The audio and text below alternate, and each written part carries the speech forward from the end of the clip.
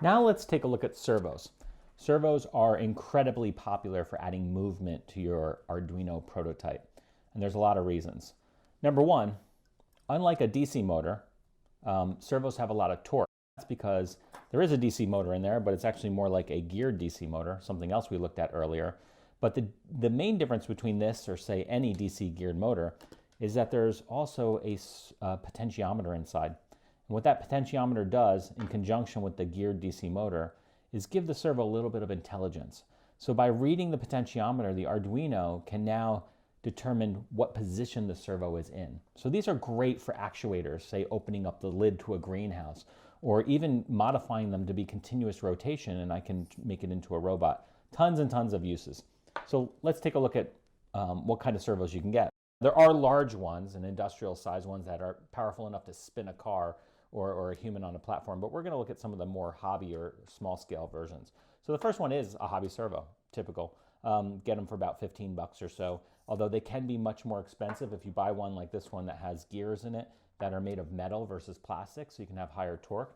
Then they also have smaller ones for smaller applications.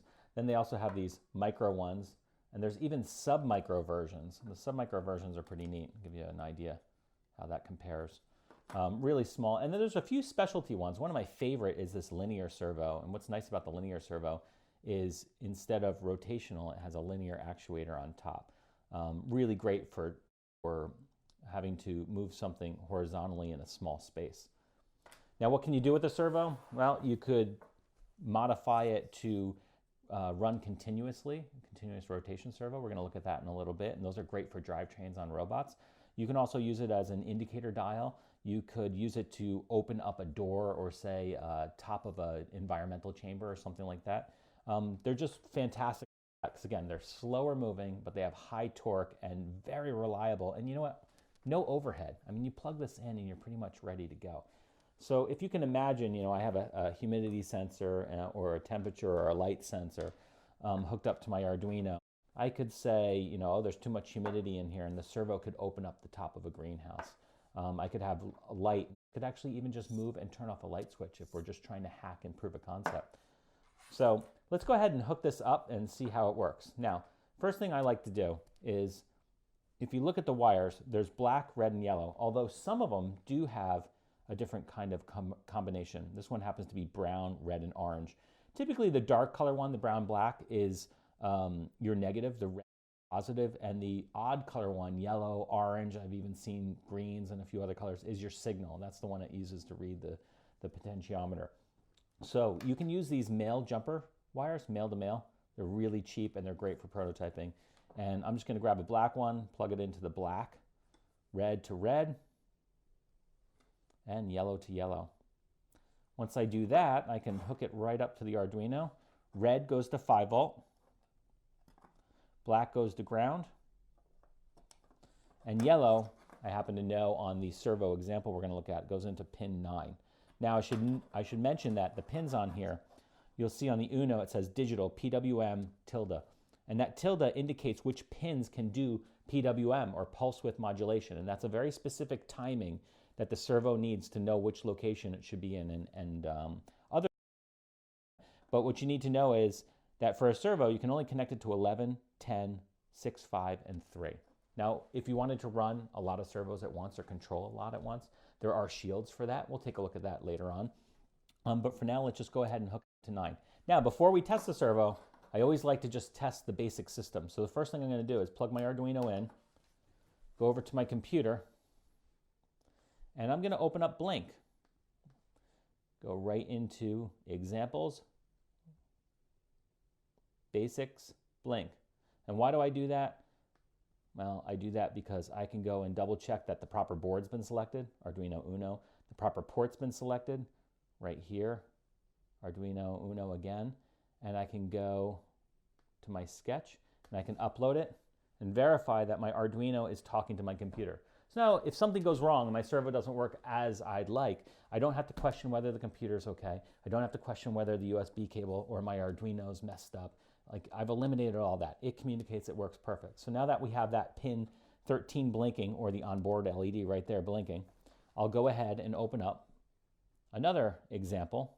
scrolling down here to servo, and sweep. And let's take a look at that. First, we'll upload it because we just want to see what it does. So I upload it. Again, it's going to start communicating. And hopefully my servo starts to sweep back and forth. So servos typically have a range of 180 degrees. That's a little hard to see. Let me grab a little bit of tape here.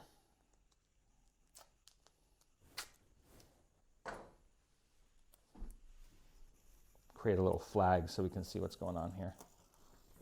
You can see its movement. Now it's also interesting to note, if I take this pin out right now and I put it back in, it's going to jump really quick. You see that? Because that is the built-in intelligence, right? Depending on where the potentiometer is, that's where the servo needs to be. So even if it gets disconnected, it can go right back to where it should be. So very handy whether a door is fully open or fully closed, because there's some feedback in there. Now, let's take a look at the code. I'm going to unplug this real quick because I just want to eliminate the sound in the background. So over here at the code, let's walk through this really quick. So number one, right up here, include servo.h. That's the library, and what that does is handles all the timing and the complications of working with a servo. I include that library, and now I can rely on that library for doing all the back-end work for running a servo. Part of that library, when you read the instructions, tells you have to create something called my servo. So this is the object of the servo. You also have to, for this program, have to have a position where the servo should be. And then in the setup section, you have to just declare my servo attach 9. 9 right here is what pin we're connected to the Arduino. Pretty simple. In the loop, which repeats over and over and over, we're looking at